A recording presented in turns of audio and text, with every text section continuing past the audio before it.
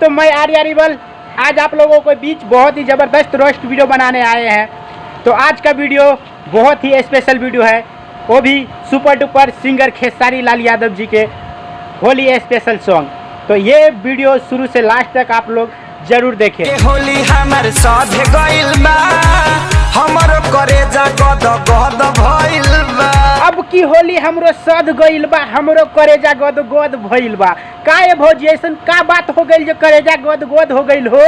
पिचकारी तू को बोले ना शरम बा, भतार वाला नरम बा यरवा के गरम बा।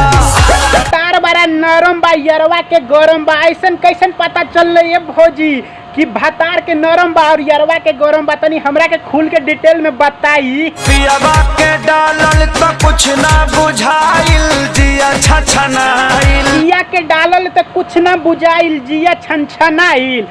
अच्छा, तो पिया के डालल में कुछ ना बुझाइल, खाली जिया छनछनाइल। तो यरवा के डालल में का बुझाई है भौजी? पूरा डिटेल बताई। यरवा के डालते मिजाज टनटनाइल, देह छनछनाइल। हो यरवा के डालते दे छनछनाइल, मन टनटनाइल। भौजी हमरा सनक सनक कभी देवरा के भी यूज क के देख ली, बहुत मन टनाइल लागी हो और देह भी पूरा भरपूर टनटनाई। तनी यूज क के देखो हमरा जैसन जैसन यरवा के।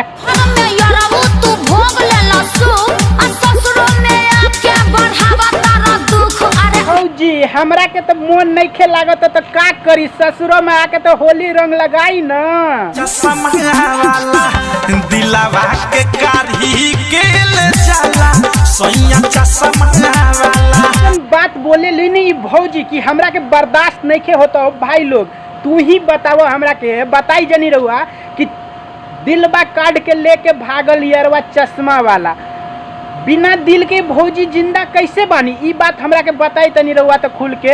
हमरा खेली खोल के मन पगलाइल बानी मीठा मीठा बोल के। तो ए भौजी हमरा सनक सनक देवरा के बात में रहबू नु तो ऐसे ही मीठा मीठा बोल के मन पगलाइब हो, तो तनी कंट्रोल में रही और मन के पगलाई मत जा।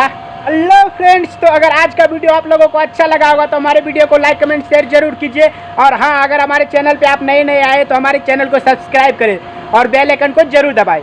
हाँ, और एक बात आप लोग से कहना चाहता हूँ, ये वीडियो हम सिर्फ और सिर्फ मनोरंजन के लिए बनाते हैं, ये बाकी ये नहीं कि किसी को दिल को ठेस पहुँचाने के लिए। तो ये वीडियो देखकर सिर्फ एक मनोरंजन के रूप में देखें और मजाक में इस वीडियो को भूल जाइए, दिल और दिमाग पे मत लीजिएगा। आज का वीडियो हम यहीं समाप्त करते हैं और आप सभी को दिल से मेरा नमस्ते।